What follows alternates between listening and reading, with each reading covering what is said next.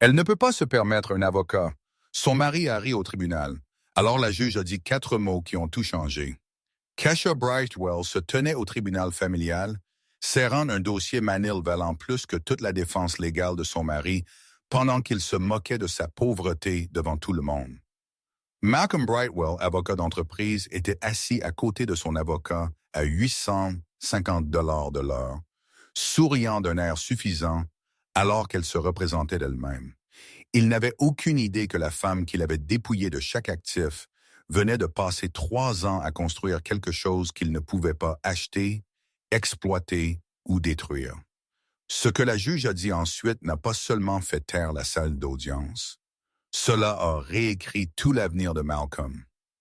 Avant de plonger dans cette histoire incroyable, j'ai besoin que vous fassiez quelque chose d'important. Si vous appréciez les vraies histoires de justice, de résilience et de personnes qui se relèvent quand le monde les compte pour rien, frappez ce bouton d'abonnement tout de suite. Sérieusement, prenez 2 secondes et cliquez dessus. Puis écrasez ce bouton j'aime parce que cela aide réellement cette chaîne à atteindre plus de gens qui ont besoin d'entendre ces histoires. Et voici ce que je veux vraiment savoir. Laissez un commentaire me disant d'où vous regardez. Êtes-vous à Atlanta, Brooklyn, Londres, Amsterdam, Lagos? Je veux voir jusqu'où ces histoires voyagent. Maintenant, revenons à Kesha parce que ce qu'elle a fait ensuite était absolument brillant. La salle d'audience sentait le vieux polish pour bois et l'air recyclé. La lumière du matin filtrait à travers de hautes fenêtres, jetant de longues ombres sur des rangées de bancs en bois. Kesha Brightwell était assise seule à la table du défendeur. Un seul stylo bleu reposant sur son dossier. Son blazer bleu marine avait 3 ans, repassé soigneusement ce matin-là, les poignets juste légèrement usés. Ses cheveux naturels étaient tirés en un chignon net, de petites puces d'or à ses oreilles. Le seul bijou qu'elle avait gardé après la séparation. De l'autre côté de l'allée, Malcolm Brightwell se pencha en arrière dans sa chaise en cuir, jambes croisées, un bras posé nonchalamment sur l'accoudoir. Son costume Tom Ford anthracite coûtait probablement plus que le mois entier de course de Kesha. À côté de lui était assis Gregory Whitmore, associé principal chez Whitmore et Associés, un homme dont le tarif horaire pourrait financer un mariage modeste. Les boutons de manchette argentée de Gregory attrapèrent la lumière tandis qu'il feuilletait une pile de documents, chaque page soigneusement marquée de onglets colorés. Le huissier appela la salle à l'ordre. « Levez-vous tous », l'honorable juge Patricia Okonkwo, président. Tout le monde se leva. La juge Okonkwo entra par la porte latérale, sa robe noire flottant alors qu'elle prenait place derrière le banc surélevé. C'était une femme de la fin de la cinquantaine avec des yeux perçants qui avait été témoin de tous les jeux de cour imaginables. Sa réputation la précédait. Juste, sans fioriture et allergique aux artifices juridiques. « Veuillez vous asseoir, dit-elle, sa voix portant l'autorité sans effort. La pièce se calma. Kesha lissa sa jupe et s'assit droite, mains pliées sur la table. Malcolm murmura quelque chose à Gregory, qui sourit légèrement et hocha la tête. La juge Okonkwo ajusta ses lunettes de lecture et jeta un coup d'œil au rôle. Numéro de dossier 47, 2024, FC, Brightwell contre Brightwell. Pétition pour dissolution de mariage, arrangement secret et division des actifs matrimoniaux. Elle leva les yeux.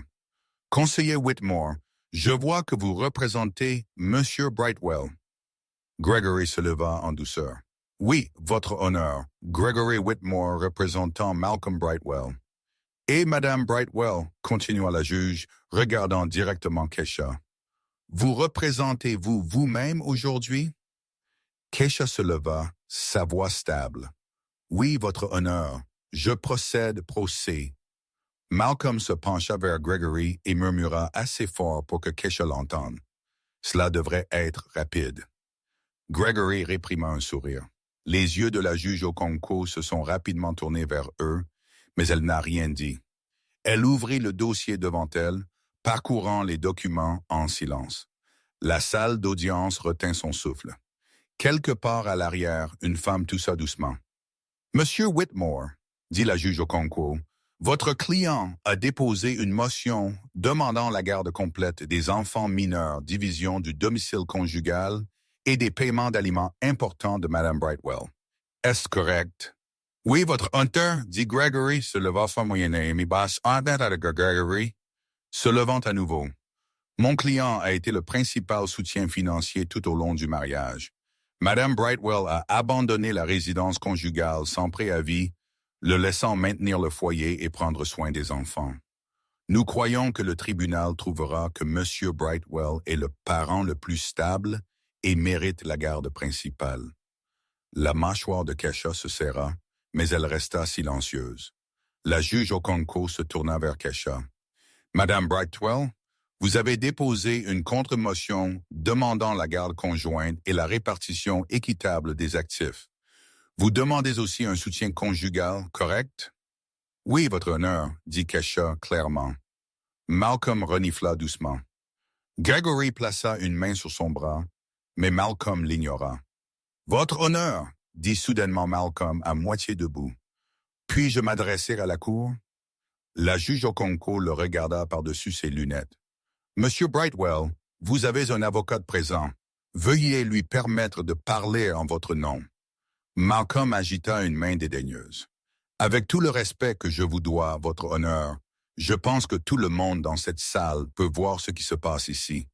Ma femme ne peut même pas se permettre une représentation légale. Elle est assise là avec un dossier et un stylo comme si elle était à une réunion de l'appel. Un murmure ondula à travers la galerie. Les doigts de Kesha se sont légèrement enroulés, mais son visage est resté calme. « Monsieur Brightwell, dit la juge Okonkwo, son ton se refroidissant. « Asseyez-vous. » Raclement de gorge.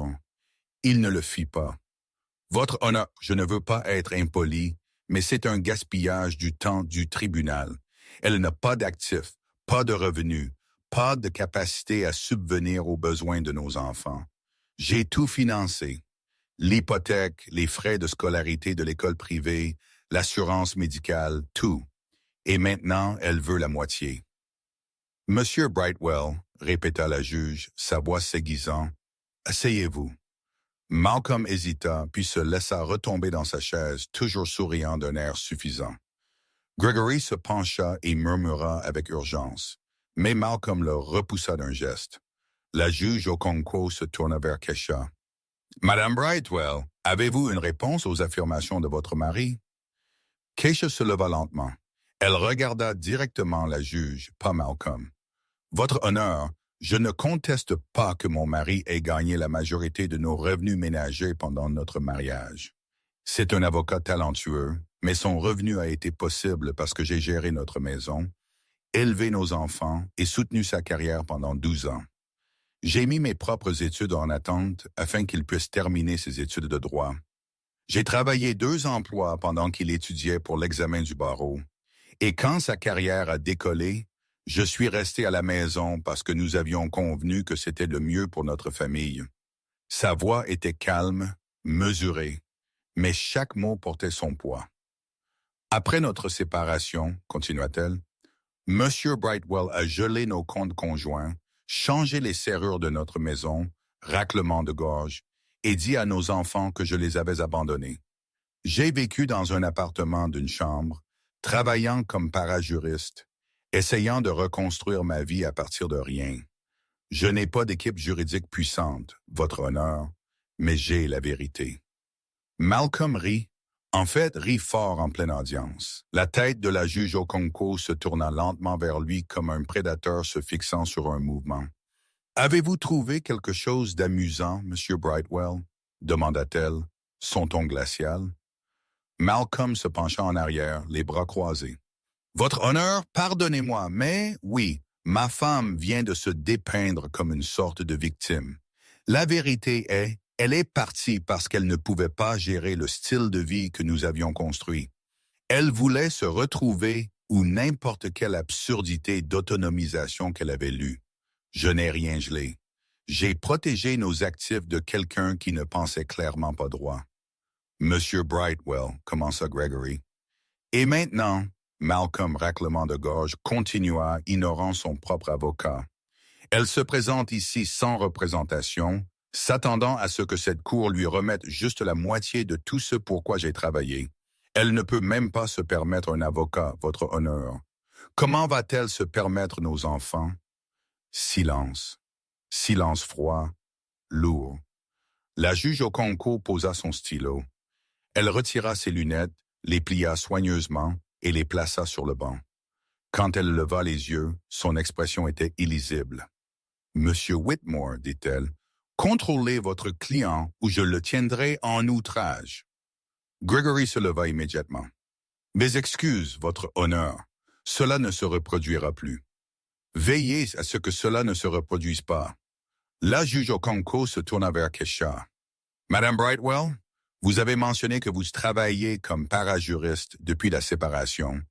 Pouvez-vous fournir une preuve d'emploi et de revenus? » « Oui, votre honneur. » Kesha ouvrit son dossier et sortit plusieurs documents. Elle s'avança et les tendit à l'huissier, qui les passa à la juge. Malcolm se pencha vers Gregory. « C'est ridicule, elle fait traîner. » La juge Okonkwo examina les documents en silence. Ses expressions se sont légèrement modifiées, une subtile lueur d'intérêt traversant ses traits. Elle leva les yeux vers Kesha. « Madame Brightwell, dit-elle lentement, selon ces documents fiscaux, vous avez déclaré un revenu significatif au cours des 2 dernières années. Voudriez-vous expliquer? » Kesha hocha la tête. « Oui, votre honneur. En travaillant comme parajuriste, j'ai aussi complété mon diplôme de droit en ligne via un programme d'apprentissage à distance. J'ai réussi l'examen du barreau il y a 7 mois et j'ai récemment accepté un poste d'avocat associé chez Harmon et Reed. » La salle d'audience devint immobile. Le sourire suffisant de Malcolm disparut. Il s'assit en avant, fixant Kesha comme si elle venait de pousser des ailes. « Harmon et Reed ?» répéta la juge Okonkwo. « Oui, votre honneur, je me spécialise en droit de la famille et en planification successorale. » Les yeux de Gregory s'écarquillèrent. Il sortit rapidement son téléphone et commença à taper sous la table. Malcolm lui attrapa le bras. « Quoi? Qu'est-ce que c'est? » Gregory ne répondit pas. Son visage était devenu pâle. La juge Okonkwo se pencha en arrière dans sa chaise, un léger soupçon de satisfaction dans ses yeux.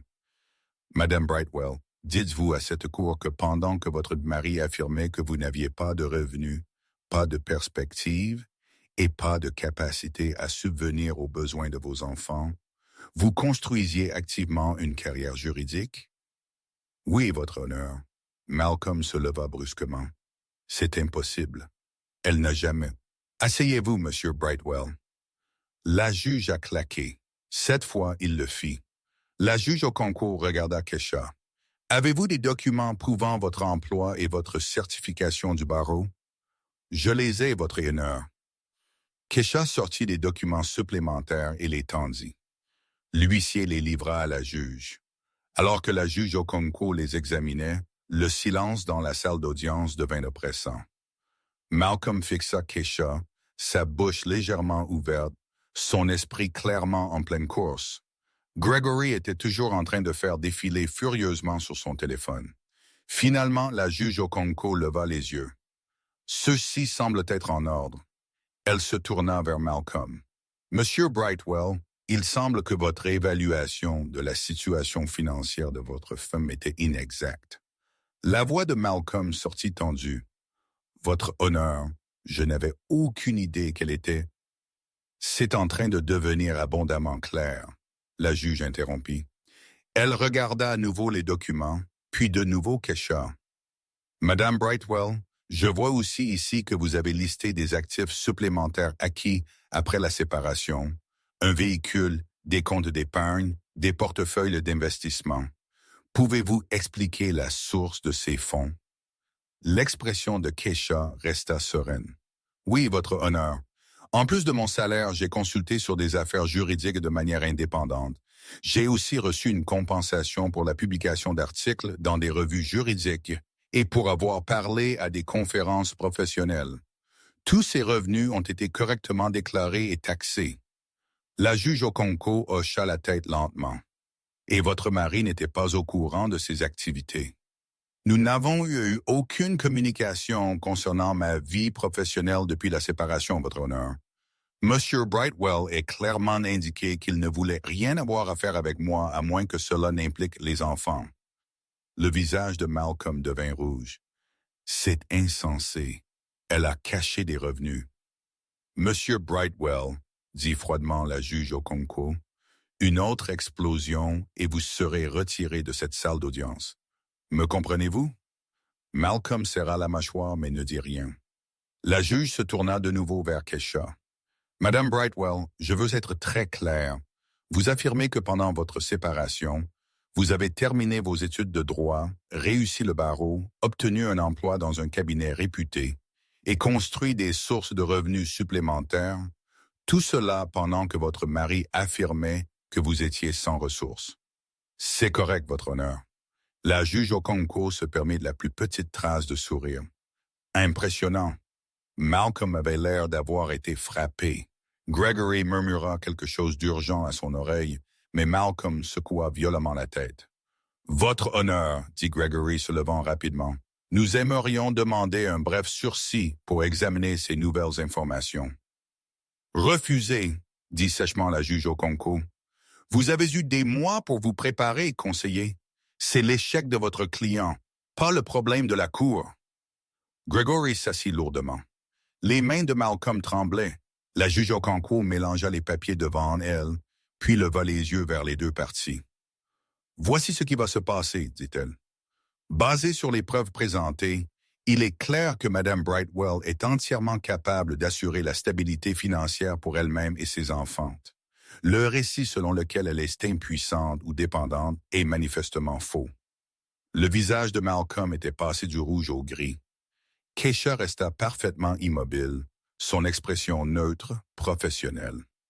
De plus, continua la juge, le comportement de M. Brightwell dans cette reine d'audience a été irrespectueux, dédaigneux et révélateur d'un manque fondamental de considération pour ses procédures et pour sa femme. Cela me préoccupe grandement lors de l'examen des arrangements de garde. « Votre Honneur, » commença Malcolm, « je n'ai pas fini. » La juge Okonkwo le coupa. Sa voix aurait pu geler le feu. Ce tribunal s'ajournera pour la journée. Nous nous réunirons à nouveau dans une semaine.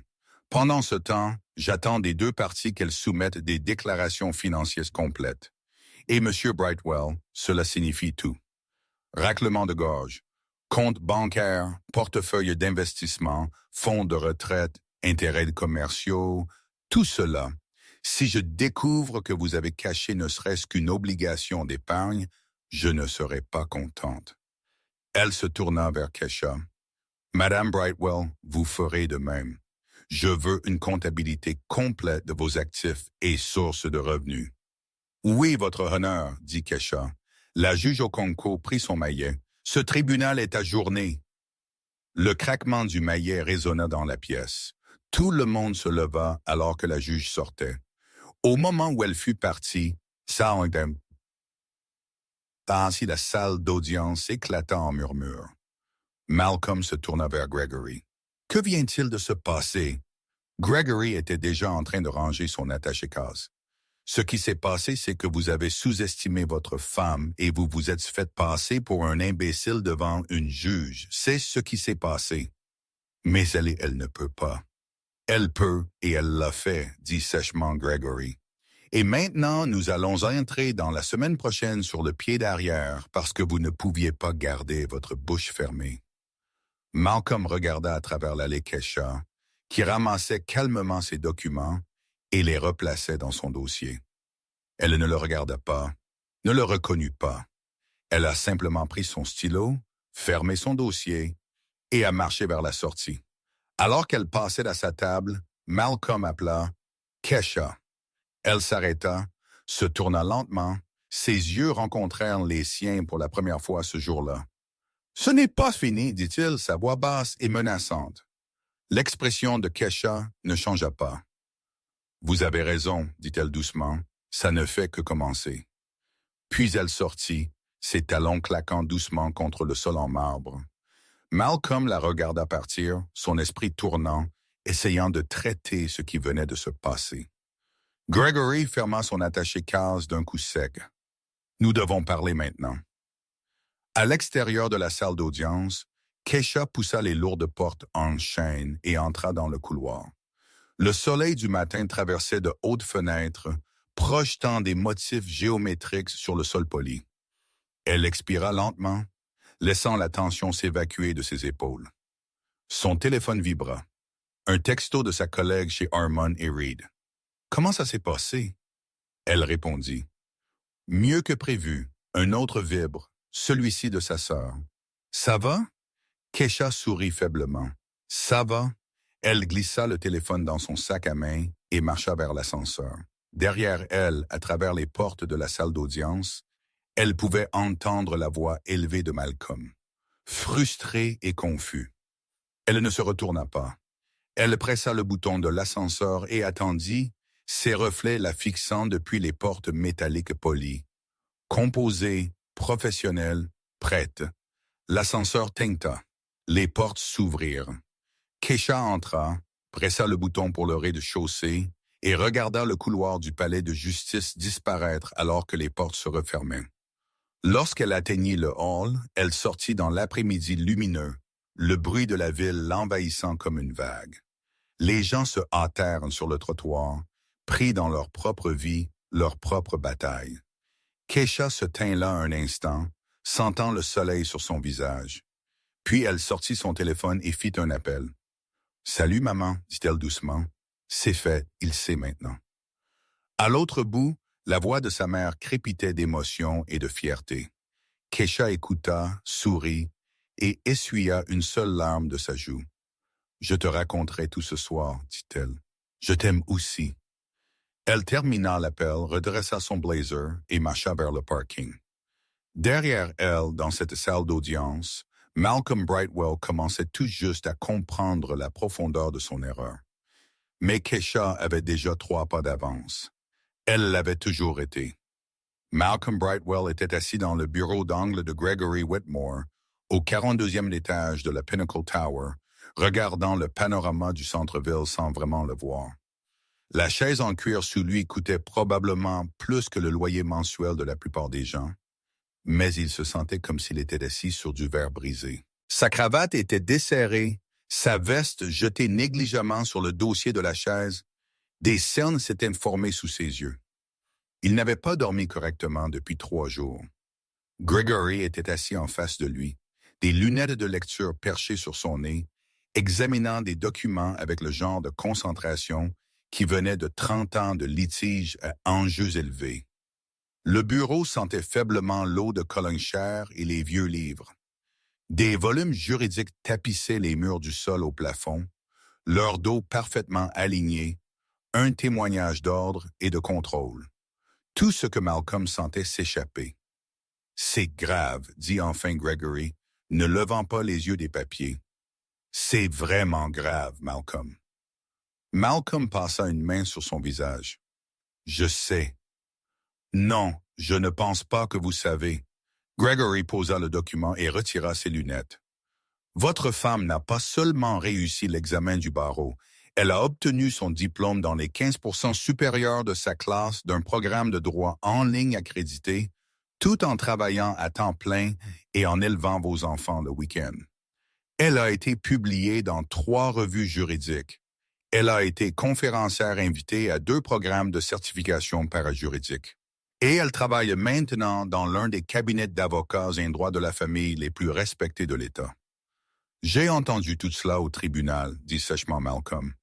Avez-vous entendu la partie où l'associé principal de Harmon et Reed est l'ancienne colocataire de la juge Okonkwo à la faculté de droit? » demanda Gregory, son ton aiguisé. « Ou la partie où votre femme a construit des relations professionnelles avec la moitié des juges des tribunaux de la famille ou de ce district au cours des 18 derniers mois. » La tête de Malcolm se leva brusquement. « Quoi? » « Elle a été stratégique, Malcolm, méthodique.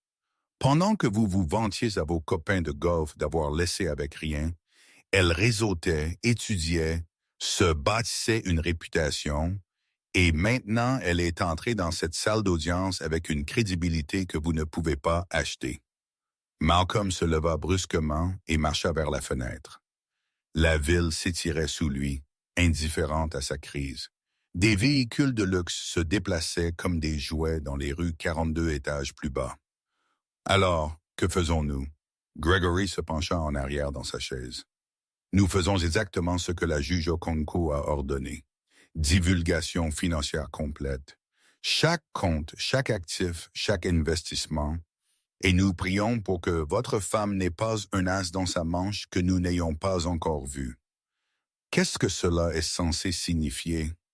Cela signifie, dit Gregory prudemment, que quelqu'un qui planifie cela si soigneusement a généralement plus d'un coup préparé. Elle vous a embarrassé au tribunal, Malcolm. Ce n'était pas un accident. Elle savait exactement ce qu'elle faisait. Le téléphone de Malcolm vibra sur le bureau. Il jeta un coup d'œil à l'écran. Sa mère. Il déclina l'appel. Elle appelait sans arrêt depuis que la nouvelle de l'audience du tribunal avait en quelque sorte fui leur cercle social.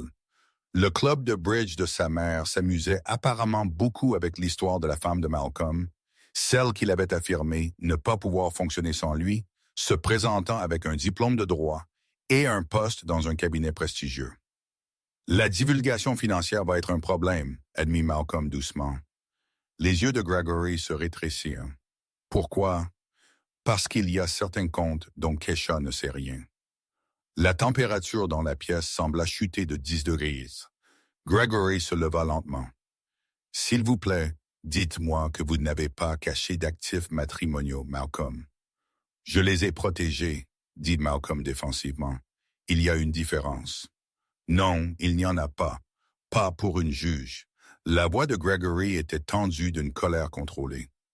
Quel compte? De combien parlons-nous? Malcolm se détourna de la fenêtre. Environ 470 000 répartis sur 2 comptes offshore dans un portefeuille de crypto-monnaies. Gregory ferma les yeux et expira lentement par le nez. Vous plaisantez. J'ai gagné cet argent, Gregory. Mes affaires, mes clients, mes heures facturables. Pendant votre mariage, interrompit Gregory, ce qui en fait un bien communautaire. Vous savez cela. Vous êtes un avocat, pour l'amour de Dieu. À quoi pensiez-vous? Règlement de gorge. Je pensais que quand nous divorcerions, je n'allais pas la laisser prendre la moitié de tout ce pour quoi j'avais travaillé. Eh bien, félicitations, dit froidement Gregory. Parce que quand la juge Okonkwo le découvrira, et elle le découvrira, vous allez perdre beaucoup plus que la moitié. Elle vous crucifiera pour avoir caché des actifs. Et l'avocat de votre femme chez Harmon et Reed, ils se spécialisent dans la comptabilité forensique. Ils trouveront chaque sou, Malcolm, chaque seul. Raclement de gorge, Malcolm se laissa retomber dans sa chaise. Le combat s'est vidé de lui. Raclement de gorge. Que fais-je? Gregory s'assit et croisa les doigts en toit. Vous divulguez tout de suite avant qu'ils ne le trouvent eux-mêmes. Nous déposons une déclaration financière modifiée, affirmons que c'était un oubli, et espérons que la juge Okonkwo se sent miséricordieuse, ce qui, basé sur la façon dont vous vous êtes comporté dans sa salle d'audience, est improbable. Un oubli? Un demi-million est un oubli. C'est mieux que la fraude, rétorqua Gregory. Et c'est comme ça qu'elle l'appellera si nous ne prenons pas les devants. Vous vous êtes déjà fait passer pour un idiot arrogant une fois. Ne l'aggravez pas en étant un criminel aussi. Le téléphone de Malcolm vibra à nouveau. Cette fois, c'était un texto de son associé au cabinet. Nous devons parler de l'optique de votre divorce. Appelez-moi. Il tourna le téléphone face contre terre sur le bureau. Gregory rassembla ses papiers. Je rédigerai la divulgation modifiée. Vous allez la signer et nous allons la déposer à la première heure demain matin. Et Malcolm, à partir de maintenant, vous ne prenez pas une seule décision sans me consulter d'abord. Pas une. Compris? Malcolm hocha la tête, se sentant comme un enfant réprimandé. Bien. Maintenant, sortez de mon bureau. J'ai du travail à faire. Malcolm attrapa sa veste et partit sans un mot de plus, La descente en ascenseur ressemblait à une descente vers quelque chose qu'il ne pouvait nommer. Lorsqu'il atteignit le parking souterrain, il s'assit dans sa berline allemande haut de gamme, un véhicule qui coûte plus que le salaire annuel de certaines personnes, et fixa le mur de béton devant lui. Son téléphone sonna. Sa mère encore. Cette fois, il répondit, « Malcolm, chéri, j'essaie de te joindre depuis des jours. »« Pas maintenant, maman. »« Les gens parlent, chéri. Susan Henderson m'a dit qu'elle avait entendu l'histoire la plus ridicule sur votre audience au tribunal. Elle a dit que Kesha s'était présentée avec un diplôme de droit. Cela ne peut pas être vrai. » Malcolm ferma les yeux. « C'est vrai. » Silence alors. « Que voulez-vous dire, c'est vrai? Quand a-t-elle? Comment a-t-elle? » « Je ne sais pas, maman. Je ne sais plus rien. » « Eh bien, vous devez arranger cela. L'optique est terrible. Votre père et moi avons une réputation dans cette communauté. Nous ne pouvons pas laisser les gens penser « je dois partir ». Il termina l'appel et éteignit immédiatement son téléphone. Le silence dans la voiture était suffocant. Il démarra le moteur et roula sans but à travers la ville, pas prêt à rentrer à la maison, pas prêt à affronter quoi que ce soit. Il finit dans un bar du centre-ville, l'un de ces endroits huppés avec des briques apparentes et des cocktails artisanaux. Il commanda un bourbon cher et s'assit dans un coin banquette, regardant de jeunes professionnels rire et réseauter, vivant des vies qui semblaient incroyablement lointaines de la sienne en ce moment. Son esprit ne cessait de rejouer le moment au tribunal où Kesha s'était levée et avait calmement détruit chaque supposition qu'il avait faite à son sujet. La façon dont la juge Okonkwo l'avait regardé après, comme s'il était quelque chose de désagréable qu'elle avait trouvé sous sa chaussure. La façon dont Gregory l'avait pratiquement traité d'idiot. Le pire de tout était le regard dans les yeux de Kesha quand elle était passée devant lui. Pas de colère, pas de blessure, juste une certitude calme et froide. Elle avait planifié cela à chaque étape, et il était tombé dedans parce qu'il avait été trop arrogant pour la voir autrement que comme la femme qu'il avait laissée derrière lui. Il termina son verre et en commanda un autre. Pendant ce temps, à travers la ville, Kesha Brightwell était assise dans une salle de conférence chez Harmon et Reed avec 3 associés principaux et une comptable judiciaire. Le soleil de fin d'après-midi traversait les fenêtres du sol au plafond, projetant de longues ombres sur la table en acajou poli. Des dossiers manilles et des documents financiers couvraient chaque surface. « Il cache des actifs », dit la comptable judiciaire, une femme aux yeux vifs nommée Doreen Matessé, qui avait passé 20 ans à suivre l'argent pour des affaires de divorce. Le style de vie qu'il a maintenu ne correspond pas à ses revenus et dépenses déclarées. Il y a de l'argent ailleurs. Marcus Harmon, l'associé fondateur du cabinet, se pencha en avant. « À quel point êtes-vous certaine? » 95%. Doreen répondit. Ses déclarations de revenus montrent des revenus de son cabinet, mais ses habitudes de dépenses suggèrent des sources de revenus supplémentaires. Frais de restaurants haut de gamme, paiement de véhicules de luxe, frais de clubs de golf, frais de scolarité privée. Tout cela s'ajoute à environ 60% de plus que ce qu'il déclare. Kesha s'assit tranquillement, absorbant tout cela. Elle avait soupçonné Malcolm de cacher de l'argent, mais l'entendre confirmer lui sembla différent, plus lourd en quelque sorte. « Pouvons-nous le prouver ?» demanda Victoria Chen, une autre associée principale qui se spécialisait dans la division complexe des actifs. « Donnez-moi 2 semaines, dit Doreen. J'aurai besoin d'assignations pour ses relevés bancaires, ses relevés de cartes de crédit et ses comptes d'investissement. S'il a déplacé de l'argent offshore ou en crypto-monnaie, je le trouverai. » Marcus regarda Kesha. « C'est votre affaire, Kesha. Comment voulez-vous procéder? » Kesha rencontra son regard fermement. « Je veux tout ce qu'il a essayé de cacher. Pas parce que j'en ai besoin, mais parce qu'il doit comprendre que ce qu'il a fait était mal. Il m'a enfermé hors de ma propre maison. Il a monté mes enfants contre moi. Il a dit à tout le monde que je ne valais rien. Je veux que la cour voie exactement qui il est. » Victoria hocha la tête d'un air approbateur. La juge Okonkwo ne tolère pas les actifs cachés. Si nous pouvons prouver qu'il a délibérément dissimulé des biens communautaires, elle le martèlera. Il y a autre chose, ajouta Doreen. J'ai trouvé des irrégularités dans les registres de facturation de son cabinet. Il semble qu'il aurait pu gonfler les heures sur certains comptes clients. Rien de massif, mais assez pour soulever des questions sur l'éthique professionnelle. La pièce devint silencieuse. C'était un autre niveau de problème. Ce n'était pas seulement un tribunal de divorce. C'était le territoire du barreau. « Êtes-vous sûr? » demanda Marcus prudemment. Doreen hocha la tête. « Je devrais creuser plus profondément pour être certaine. Mais, raclement de gorge, les schémas sont là. Des blocs de temps qui ne correspondent pas aux comparutions devant le tribunal ou aux réunions documentées. C'est subtil, mais c'est là. » Keisha sentit quelque chose de froid s'installer dans son estomac. Aussi en colère qu'elle fut contre Malcolm, elle n'avait jamais voulu détruire entièrement sa carrière. Elle avait voulu la justice, la responsabilité, mais cela pourrait le terminer professionnellement.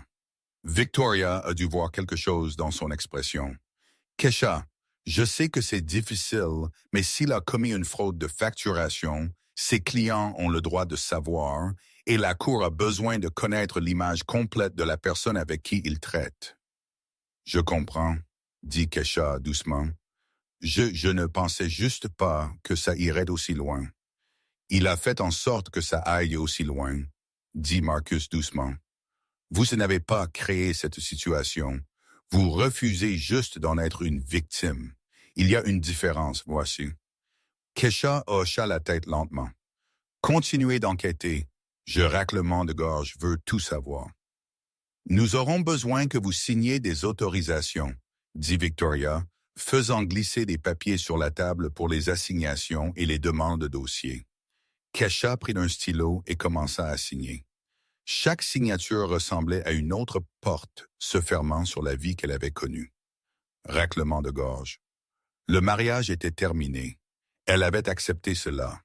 Mais c'était autre chose. C'était d'excaver la fondation et découvrir que toute la structure avait été pourrie depuis le début. Quand elle eut fini, Marcus rassembla les documents. « Ça va devenir laid, Keisha. Malcolm va riposter. Il va faire des accusations, essayer de vous discréditer, peut-être même s'attaquer à votre réputation professionnelle. Êtes-vous prête pour cela? »« Je me prépare depuis 3 ans, » dit Keisha. « Depuis le jour où il m'a dit que je n'étais rien sans lui. » Victoria sourit légèrement. « Alors assurons-nous que la juge voit exactement ce que vous avez construit. Nous déposerons nos conclusions préliminaires auprès du tribunal demain. L'avocat de Malcolm recevra des copies et demandera une audience accélérée pour traiter les questions de divulgation d'actifs. « Combien de temps avant que nous soyons de retour au tribunal? » demanda Keisha. La juge Okonkwo a fixé la date à 1 semaine après l'audience initiale, répondit Marcus. Cela nous donne du temps pour recueillir des preuves, mais pas beaucoup. Nous devrons travailler vite. Je peux travailler vite, dit Keisha. La réunion continua pendant une autre heure, passant en revue la stratégie, discutant des imprévus, se préparant à chaque réponse possible que l'équipe de Malcolm pourrait avoir. Au moment où Keisha quitta le bureau, le soleil s'était couché et les lumières de la ville scintillaient contre le ciel qui s'obscurcissait. Elle marcha vers son véhicule, une berline japonaise fiable qu'elle avait achetée il y a 3 mois avec son premier salaire substantiel du cabinet. Ce n'était pas clinquant. Ce n'était pas un symbole de statut, mais c'était le sien. Payé avec l'argent qu'elle avait gagné, et cela signifiait plus que n'importe quelle marque de luxe ne pourrait jamais. Alors qu'elle rentrait chez elle, son téléphone sonna. Sa fille, Amara, elle répondit en Bluetooth. « Salut, chérie. »« Salut, maman. » La voix d'Amara était prudente, incertaine. « Papa nous a parlé du tribunal aujourd'hui. » Les mains de Keisha se serrèrent sur le volant. « Qu'est-ce qu'il a dit? » « Il a dit que tu essayais de prendre tout son argent et que tu étais méchante. » Les mots de piquèrent, même si Keisha s'y était attendue. « Amara, chérie, ce n'est pas ce qui se passe. Ton papa et moi avons des choses d'adultes que nous devons régler avec la juge. C'est compliqué, mais je n'essaie pas d'être méchante. J'essaie de m'assurer que les choses sont justes. Il semblait vraiment contrarié, dit Amara doucement. Et il a dit que tu n'avais même pas essayé de régler les choses, que tu avais juste engagé des avocats chers pour l'attaquer. Kesha entra sur le parking de son complexe d'appartements et resta assise en silence un instant. Amara, je sais que c'est difficile et je sais que ton papa souffre, mais il y a des choses à propos de cette situation que tu es trop jeune pour comprendre pleinement. Quand tu seras plus grande, je promets que je t'expliquerai tout. Pour l'instant, j'ai juste besoin que tu aies confiance que je t'aime, toi, et ton frère plus que tout au monde. Tout ce que je le fais parce que je crois que c'est juste. Peux-tu me faire confiance là-dessus? Une longue pause, puis doucement. Je suppose que c'est tout ce que je peux demander. La voix de Kesha se brisa légèrement. Comment va Jamal? Il va bien. Il ne comprend pas vraiment ce qui se passe. Il veut juste que tu rentres à la maison. Je veux cela aussi, bébé. Bientôt. D'accord, je t'aime. Je t'aime aussi, maman. L'appel se termina. Kesha s'assit dans son véhicule dans le parking sombre, se laissant sentir le poids de tout cela juste un instant. Puis elle s'essuya les yeux, rassembla son attaché-case et entra. Son appartement était petit, une chambre où elle avait donné la chambre à Amara et Jamal le week-end, et dormi elle-même sur le canapé-lit. Les meubles étaient d'occasion, les appareils de cuisine basiques, mais c'était propre et c'était sûr et c'était le sien. Elle en avait fait une maison avec le peu qu'elle avait. Elle se fit du thé et s'assit à la petite table à manger, sortant son ordinateur portable. Il y avait du travail à faire, des dossiers à examiner, des preuves à organiser, une stratégie à affiner. Raclement de gorge. Les conclusions préliminaires de la comptable judiciaire devaient être recoupées avec la chronologie des dépenses de Malcolm.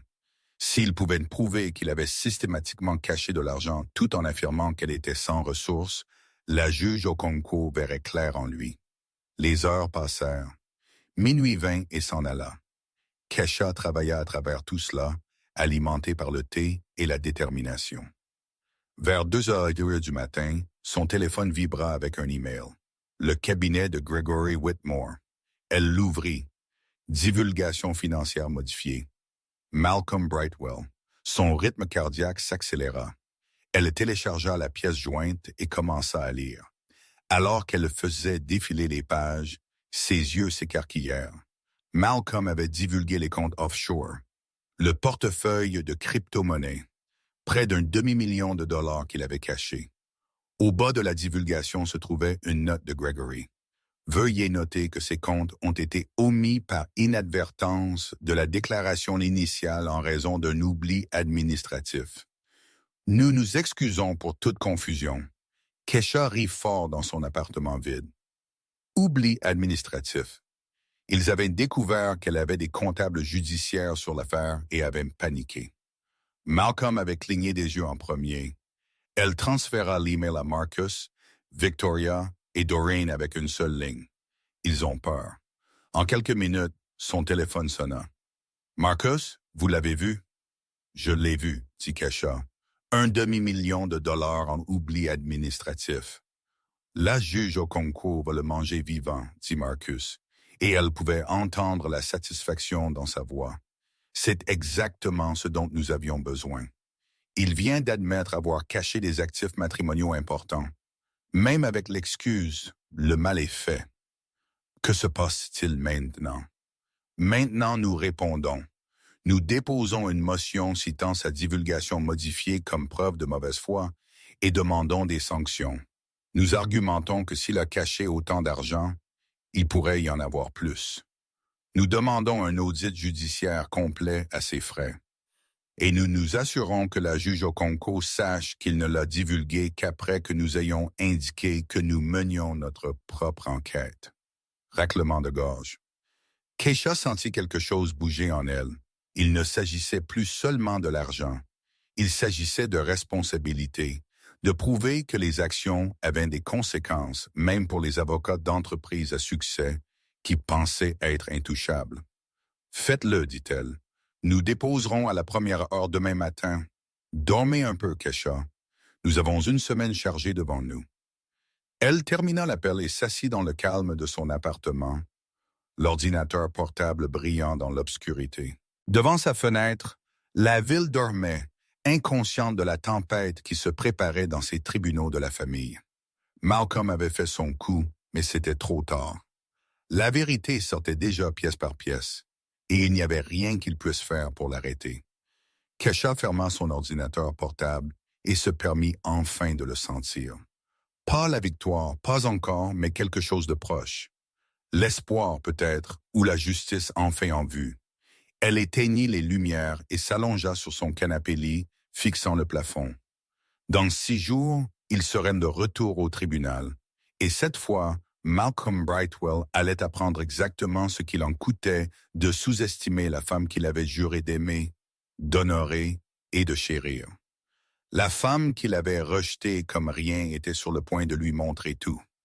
La semaine passa dans un flou de dépôts légaux, de dépositions et de planification stratégique. Kesha dormait à peine, survivant au café et à l'adrénaline. La salle de conférence du cabinet devint sa deuxième maison. Des papiers s'étalaient sur chaque surface comme des preuves d'une confrontation à venir. Doreen, la comptable judiciaire, travailla 24 heures sur 24, traçant les empreintes financières de Malcolm à travers un labyrinthe de comptes, de transactions et de pistes documentaires soigneusement construites. Le jeudi après-midi, 3 jours avant l'audience, Doreen entra dans la salle de conférence avec une expression que Kesha avait appris à reconnaître le regard de quelqu'un qui venait de trouver de l'or. « Dites-moi que vous avez trouvé quelque chose, » dit Victoria, levant les yeux de son ordinateur portable. Doreen s'assit avec un épais dossier.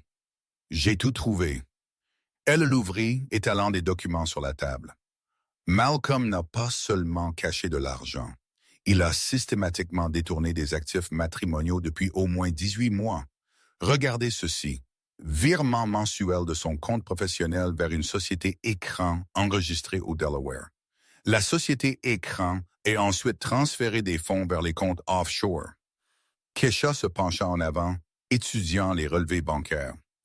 Les chiffres racontaient une histoire que Malcolm avait espéré resterait enterrée. Combien au total?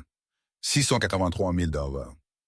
Doreen a dit, c'est en plus des 470 qu'il a divulgués dans la déclaration modifiée. Il cache toujours plus de 200 000. La pièce devint silencieuse. Marcus siffla bas. Il a modifié sa divulgation et a toujours menti. Soit il est incroyablement stupide, soit il pensait sincèrement que nous ne trouverions pas cela, répondit Doreen. La société Écran est enregistrée sous le nom de son colocataire de collège, Jason Peaton.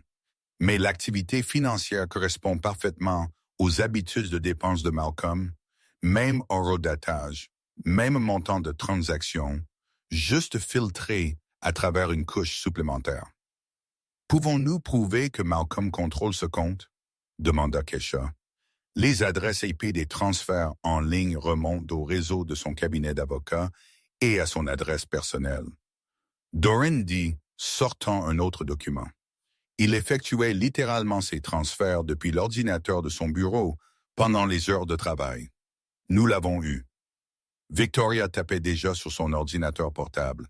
Nous devons déposer une motion d'urgence. C'est de la fraude, simple et claire. La juge au concours doit le savoir avant l'audience de lundi.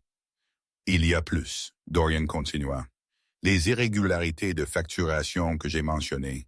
J'ai trouvé des documents. Il a gonflé les heures sur au moins 4 comptes clients majeurs au cours des 2 dernières années. Nous parlons d'environ 90 000 en surfacturation. Marcus se leva et marcha vers la fenêtre, les mains dans les poches. C'est une violation du barreau de l'État qui pourrait le faire radier. Kesha sentit le poids de cela s'installer sur elle.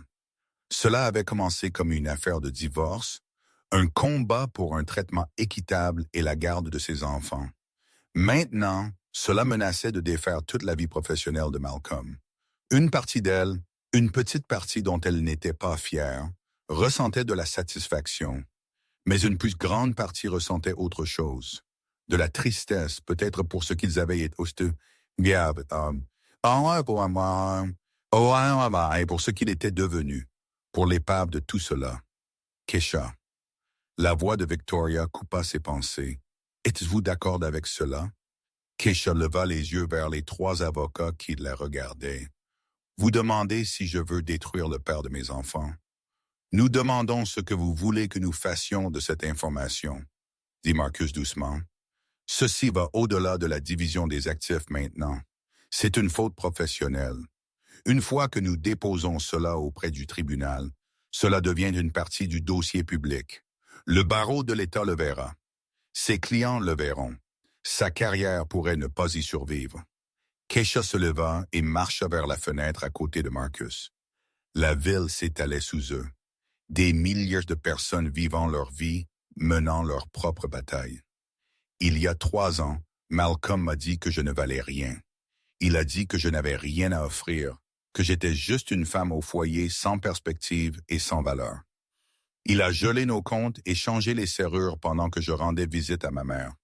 Il a dit à nos enfants que je les avais abandonnés. Il m'a fait dormir sur le canapé d'une amie pendant 2 mois, pendant que j'économisais assez pour une caution sur ce minuscule appartement. Elle se tourna pour faire face à la pièce. J'ai reconstruit toute ma vie à partir de rien. Je suis allé à l'école à temps plein, tout en travaillant 2 emplois. J'ai étudié pour l'examen du barreau en vivant de nouilles ramen et d'épicerie générique. J'ai fait tout cela parce qu'il m'a fait croire que je devais prouver ma valeur. Pas à lui, il avait déjà pris sa décision à mon sujet, mais à moi-même. Sa voix devint plus forte. Et maintenant je découvre que pendant que je faisais tout cela, pendant que je me débattais pour remonter du fond du gouffre, il volait de notre mariage, mentait à la cour et fraudait ses propres clients. Alors oui, Victoria, je suis d'accord avec cela parce qu'il s'est fait cela à lui-même. Je m'assure juste que la vérité éclate. Victoria hocha la tête lentement. Alors nous déposons tout demain matin. Faites-le, dit Kesha. La motion d'urgence a été déposée à 9h vendredi. À midi, Gregory Whitmore avait appelé le bureau de Marcus 17 fois. À 14h, Malcolm lui-même appelait, laissant des messages vocaux de plus en plus frénétiques. Kesha écouta l'un d'eux transmis par la réceptionniste du cabinet. « Kesha, qu'est-ce que tu fais? Tu essaies de me ruiner. C'est insensé. Nous pouvons régler cela. Nous n'avons pas besoin de nous détruire mutuellement. Rappelle-moi, s'il te plaît. » Elle supprima le message sans répondre. La juge Okonkwo a programmé une audience d'urgence pour samedi matin. Une décision inhabituelle qui signalait la gravité des allégations. Lorsque Kesha arriva au palais de justice à 8h30, des fourgons de presse étaient déjà garés dehors. En quelque sorte, la nouvelle avait fui. Un avocat puissant accusé de cacher des actifs et de fraude de facturation pendant son propre divorce a fait une nouvelle locale captivante. Kesha traversa une petite foule de journalistes, ignorant leurs questions, la tête haute. Elle portait un costume anthracite, professionnel, autoritaire, inébranlable. À l'intérieur, son estomac se nouait, mais son visage ne montrait rien d'autre qu'une calme détermination. La salle d'audience était plus bondée qu'auparavant. Les associés de Malcolm étaient assis dans la galerie, leurs expressions sombres. Sa mère était là aussi, serrant son sac à main comme un bouclier, son visage pincé d'inquiétude et d'embarras. Du côté de Kesha, sa sœur et sa mère étaient assises au premier rang, offrant un soutien silencieux. Malcolm avait l'air terrible. Son costume cher ne pouvait cacher l'épuisement dans ses yeux, la défaite dans sa posture. Gregory était assis à côté de lui, professionnel comme toujours. Mais même lui semblait tendu. « Levez-vous tous !» La juge Okonkwo entra et la pièce devint silencieuse. Elle prit place, arrangea ses papiers et regarda la salle d'audience avec une expression qui promettait aucune merci à quiconque perdait son temps. « Nous sommes ici sur une motion d'urgence déposée par le conseil de Mme Brightwell, commença-t-elle. Les allégations sont sérieuses. Monsieur Brightwell, je vais vous donner l'opportunité de répondre, mais je veux être très clair. J'ai lu la documentation financière soumise par la comptable judiciaire de Madame Brightwell. J'ai examiné la divulgation modifiée déposée par votre avocat et je ne suis pas contente de ce que je vois. Malcolm se leva. Votre honneur, si je pouvais m'asseoir, Monsieur Brightwell, votre avocat parlera pour vous. Le ton de la juge Okonkwo ne laissa aucune place à l'argumentation. Gregory se leva. Votre honneur, mon client a été entièrement coopératif avec le processus de découverte. L'omission initiale de certains comptes était une erreur honnête. Conseiller, la juge interrompit. Votre client a divulgué 470 000 $ d'actifs cachés seulement après que Mme Brightwell ait indiqué qu'elle avait engagé une comptable judiciaire. Ce n'est pas de la coopération, c'est de la gestion des dégâts. Et selon les documents déposés hier, il cache toujours plus de 200 000 $ de fonds supplémentaires. Comment expliquez-vous cela? La mâchoire de Gregory se serra. Votre honneur, nous n'étions pas au courant des comptes supplémentaires référencés dans le dépôt d'hier. Votre client maintient qu'il a accidentellement oublié près de 700 000 $ d'actifs matrimoniaux. Le scepticisme de la juge Okonkwo était palpable. Cela vous semble-t-il crédible, conseiller? Le silence était écrasant. Le visage de Gregory était devenu pâle. Votre honneur, nous demandons du temps pour examiner les nouvelles allégations et préparer une réponse appropriée. Refusez. Vous avez eu des mois pour vous préparer. L'équipe de Mme Brightwell a pu découvrir cette information en une semaine. Pourquoi pas vous? La juge se tourna vers Marcus. Conseiller Harmon, décrivez-moi ce que votre équipe a trouvé. Marcus se leva, composé et confiant. Votre honneur, notre comptable judiciaire a tracé un schéma de détournement systématique d'actifs commençant il y a environ 18 mois. Monsieur Brightwell a créé une société écran sous le nom d'un associé et l'a utilisée pour canaliser des actifs matrimoniaux vers des comptes offshore. La documentation montre une intention claire de cacher des biens communautaires des procédures de division. Il tendit une pile de documents à l'huissier qui les passa à la juge. Ce sont des relevés bancaires, des relevés de virements bancaires et des journaux d'adresse IP montrant que M. Brightwell ait personnellement initié ces transactions depuis son bureau et ses ordinateurs à domicile. Il n'y a pas d'ambiguïté ici. C'était délibéré. La juge Okonkwo examina les documents en silence. La salle d'audience retint son souffle. Quand elle leva les yeux, son expression était froide comme la pierre. Monsieur Whitmore, avez-vous des preuves contredisant ces conclusions? Gregory regarda Malcolm, qui secoua la tête presque imperceptiblement. Non, votre honneur, nous aurions besoin de temps pour mener notre propre enquête. Vous avez eu tout le temps du monde, dit sèchement la juge. Voici ce qui va se passer. J'ordonne un gel immédiat de tous les comptes de M. Brightwell, personnel, professionnel, et toute entité dans laquelle il détient un intérêt. Je nomme un comptable supervisé par le tribunal pour raclement de gorge, mener un audit complet aux frais de M.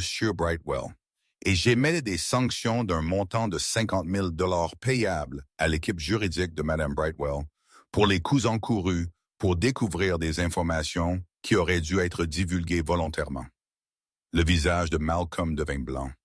Sa mère haleta audiblement depuis la galerie. Les journalistes du dernier rang griffonnèrent frénétiquement. « Votre honneur, commença Gregory, ces sanctions sont excessives. » Le sont-elles? Les yeux de la juge Okonkwo brillèrent. Votre client s'est tenu dans ma salle d'audience et s'est moqué de sa femme parce qu'elle ne pouvait pas se permettre une représentation légale. Il a ri d'elle. Il a dit à cette cour qu'elle était sans ressources et incapable de subvenir aux besoins de leurs enfants. Et tout ce temps, il cachait 3/4 de millions de dollars d'actifs matrimoniaux. 50 000 $ est une bonne affaire, conseiller. Elle se tourna vers Kesha. Madame Brightwell, je veux que vous sachiez que cette cour prend la dissimulation d'actifs très au sérieux. Le comportement de votre mari a été déplorable et les sanctions le reflètent. Merci, votre honneur, dit Kesha doucement. La juge Okonkwo n'avait pas terminé. Il y a aussi la question des irrégularités de facturation mentionnées dans le dépôt d'hier. Monsieur Whitmore, votre client est-il conscient que ces allégations ont été transmises à l'association du barreau de l'État? Malcolm se leva soudainement. Votre honneur, ces allégations sont... Monsieur Brightwell, asseyez-vous. La voix de la juge claqua comme un fouet. Vous avez assez dit dans cette salle d'audience. Une autre explosion, et je vous tiendrai en outrage. Malcolm se laissa retomber dans sa chaise, tremblant. Gregory posa une main stabilisatrice sur son épaule, mais Malcolm la repoussa d'un haussement d'épaule. Le barreau de l'État mènera sa propre enquête. La juge Okonkwo continua. C'est en dehors de la juridiction de cette cour. Raclement de gorge. Cependant, cela informe mes décisions concernant la garde et la distribution des actifs. Un parent faisant face à des sanctions professionnelles potentielles n'est pas dans une position stable pour réclamer la garde principale. Elle regarda directement Malcolm. Monsieur Brightwell, vous êtes venu dans cette salle d'audience en croyant que votre femme était en dessous de vous. Vous croyez qu'elle n'avait aucun pouvoir, aucune ressource, aucune capacité à vous défier. Vous aviez tort, spectaculairement tort, et votre arrogance vous a coûté cher. La juge rassembla ses papiers. Nous nous réunirons à nouveau lundi matin à 9 heures pour l'audience finale de garde et de distribution des actifs. D'ici là, Monsieur Bright, je vous suggère de réfléchir très attentivement à la façon dont vous voulez procéder. Parce que si je découvre que vous avez caché ne serait-ce qu'un sou de plus, un actif de plus, n'importe quoi de plus, je vous jetterai le livre si fort que vos petits-enfants le sentiront. Suis-je clair? Oui, votre honneur, murmura Malcolm. Bien, ce tribunal est ajourné. Le maillet tomba avec finalité. La salle d'audience éclata en murmures. Les journalistes se précipitèrent vers les sorties pour déposer leurs histoires. Malcolm resta figé, fixant la table devant lui. Sa mère se fraya un chemin à travers la foule, des larmes coulant sur son visage, exigeant de savoir comment cela avait pu arriver. Kesha rassembla ses affaires lentement, laissant le chaos tourbillonner autour d'elle. Marcus se pencha. C'était encore mieux que ce que j'espérais. La juge Okonkwo vient de nous remettre tout ce dont nous avions besoin pour lundi. Il ne s'agit pas de gagner, dit Kesha doucement. Il s'agit que mes enfants voient que la vérité compte, qu'on ne peut pas juste mentir et tricher et ne pas s'attendre à des conséquences. Victoria les rejoignit. Les journalistes vont vouloir une déclaration. Êtes-vous prête pour cela? Kesha hocha la tête. Faisons-en vite. Ils sortirent ensemble, Marcus et Victoria la flanquant comme des siècles. Les journalistes convergèrent immédiatement. Micro poussés en avant, caméra clignotante. Madame Brightwell, que pensez-vous de la décision de la juge? Madame Brightwell, saviez-vous que votre mari cachait de l'argent? Pensez-vous qu'il perdra sa licence d'exercer le droit? Kesha leva une main et la foule se calma légèrement. J'ai une brève déclaration, dit-elle, sa voix stable. Pendant des années, on m'a dit que je n'avais aucune valeur, aucune importance, aucun avenir sans mon mari. On m'a dit que je devais être reconnaissante pour tout ce qu'on me donnait et ne jamais demander plus. Aujourd'hui, la juge Okonkwo a rappelé à tous dans cette salle d'audience que la vérité compte, que l'honnêteté compte, qu'on ne peut pas construire une vie sur des mensonges et s'attendre à ce qu'elles tiennent. Elle marqua une pause, choisissant ses mots avec soin. Cette affaire n'a jamais été une question de vengeance, Raïsum. C'était une question de justice. Il s'agissait de s'assurer que mes enfants voient que leur mère s'est battue pour ce qui était juste, même quand tout le monde disait qu'elle ne pouvait pas gagner. J'espère que d'autres femmes dans des situations similaires verront cela et sauront qu'elles n'ont pas à accepter d'être diminuées. Elles peuvent reconstruire, elles peuvent riposter, elles peuvent gagner. Qu'en est-il de la carrière de votre mari? Quelqu'un cria. C'est entre lui, ses clients, et le barreau de l'État. Kesha dit, je n'ai pas créé ces problèmes, j'ai juste refusé de les ignorer. Une question de plus, regrettez-vous le mariage? Kesha considéra cela. Je regrette comment cela s'est terminé, mais je ne regrette pas les leçons de vie que cela m'a enseignées. J'ai appris que je suis plus forte que je ne l'ai jamais su, et cela vaut quelque chose. Elle hocha la tête à Marcus et Victoria, et ils la guidèrent à travers la foule jusqu'au parking souterrain. Quand ils atteignirent enfin son véhicule, Kesha s'appuya contre lui, l'épuisement, l'envahissant comme une vague. Vous avez fait un excellent travail, dit Victoria. C'était parfait. Je ne me sens pas parfaite, admit Kesha. Je me sens fatiguée. Rentrez chez vous, dit Marcus doucement. Reposez-vous. Lundi va être une longue journée, mais nous sommes prêts. Nous avons tout ce dont nous avons besoin. Kesha hocha la tête, monta dans son véhicule et rentra chez elle à travers le trafic de midi. Son téléphone sonnait constamment. Amis, famille, anciens collègues, tout le monde voulant savoir ce qui s'était passé. Elle les ignora tous. Pour l'instant, elle avait besoin de silence. Lorsqu'elle atteignit son appartement, elle s'effondra sur son canapé et ferma les yeux. Son esprit rejouait les mots de la juge. « Vous aviez tort. » Raclement de gorge. « Spectaculairement tort. Et votre arrogance vous a coûté cher. » Ces 4 mots que la juge avait prononcés dans la salle d'audience il y a des jours continuaient d'écho. Vous avez déjà compris. C'est à ce moment-là que Malcolm avait réalisé que Kesha savait exactement ce qu'elle faisait. Ce moment où son visage changea quand il comprit qu'il avait été déjoué depuis le début. Son téléphone vibra. Un texto de sa fille, Amara. « Maman, papa va bien? » Il est vraiment contrarié. Le cœur de Kesha se serra. Elle répondit soigneusement. « Ton papa traverse une période difficile, mais il ira bien. Parfois, les adultes doivent faire face aux conséquences de leurs choix. J'expliquerai plus quand je te verrai. Je t'aime. Je t'aime aussi. » Kesha posa son téléphone et fixa le plafond. Lundi apporterait l'audience finale, les arrangements de garde, la division finale des actifs, la fin d'un chapitre et le début d'un autre.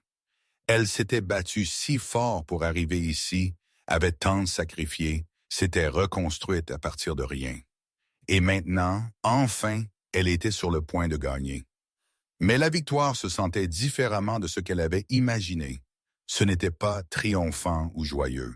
C'était silencieux, doux amer, gagné à un coup qu'elle calculait encore. Ses enfants grandiraient dans un foyer brisé.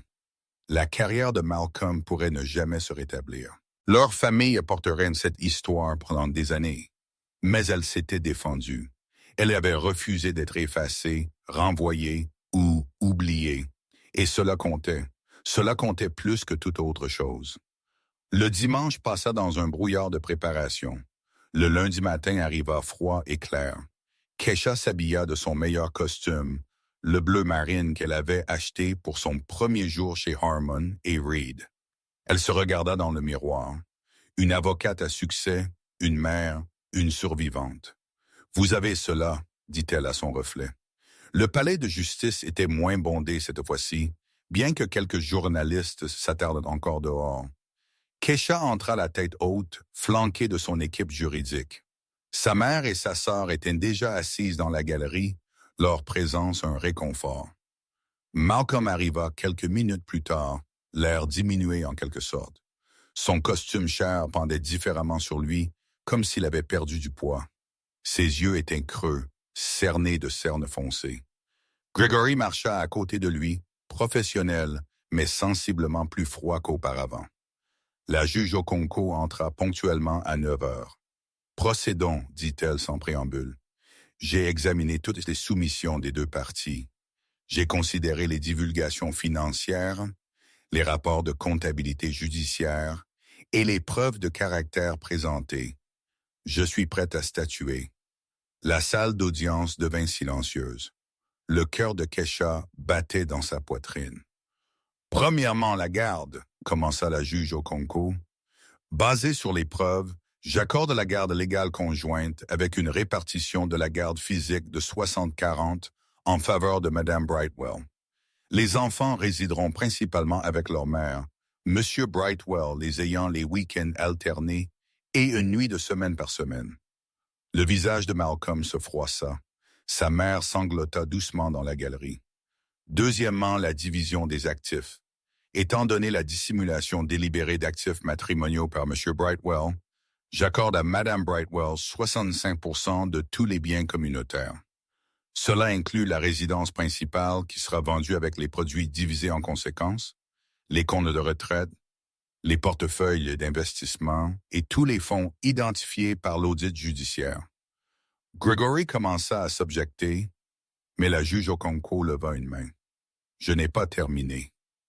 M. Brightwell paiera également un soutien conjugal d'un montant de 4 000 $ par mois pendant 5 ans, plus une pension alimentaire pour enfants, telle que calculée par les directives de l'État. De plus, il assumera toutes les dettes conjugales. La juge regarda directement Malcolm. « Monsieur Brightwell, vous avez essayé de punir votre femme pour avoir voulu plus de sa vie. Vous avez essayé de la garder petite, dépendante et sous votre contrôle. Au lieu de cela, elle est devenue avocate, a bâti une carrière et a exposé votre malhonnêteté.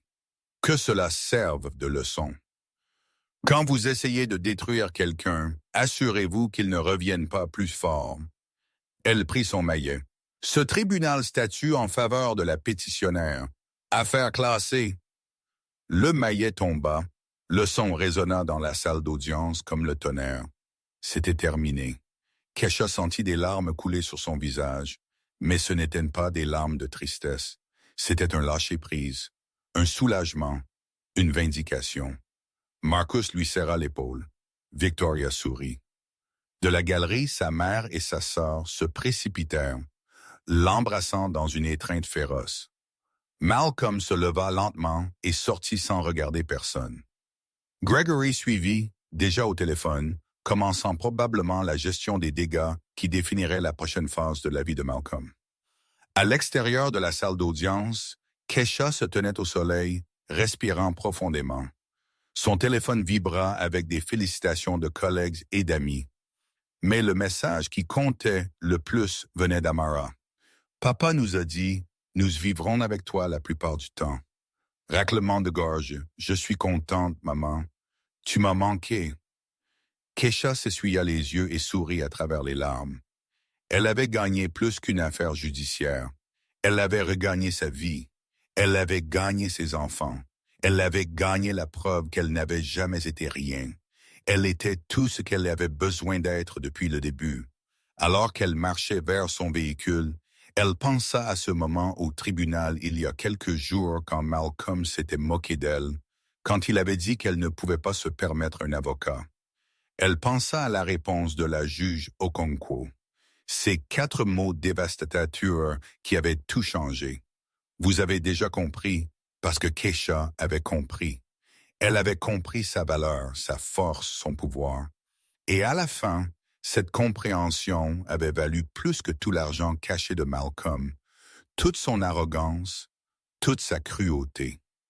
Elle rentra chez elle dans son petit appartement, celui qu'elle quitterait bientôt pour quelque chose de plus grand, quelque chose de mieux, quelque chose qu'elle avait gagné. Et pour la première fois depuis des années, Kesha Brightwell se sentit complètement, absolument libre. Alors, spectateurs, que pensez-vous du parcours de Kesha? Avez-vous ou quelqu'un que vous connaissez déjà dû reconstruire à partir de rien? Laissez vos pensées dans les commentaires ci-dessous. Je lis chacun. Et si cette histoire vous a ému, inspiré, ou vous a fait penser vraiment différemment à la résilience et à la justice, faites-moi une faveur et partagez-la. Ces histoires ont besoin d'être racontées. Ces voix ont besoin d'être entendues. Jusqu'à la prochaine fois, rappelez-vous, vous n'êtes jamais aussi impuissant que quelqu'un veut vous le faire croire. Et la vérité trouve toujours un chemin.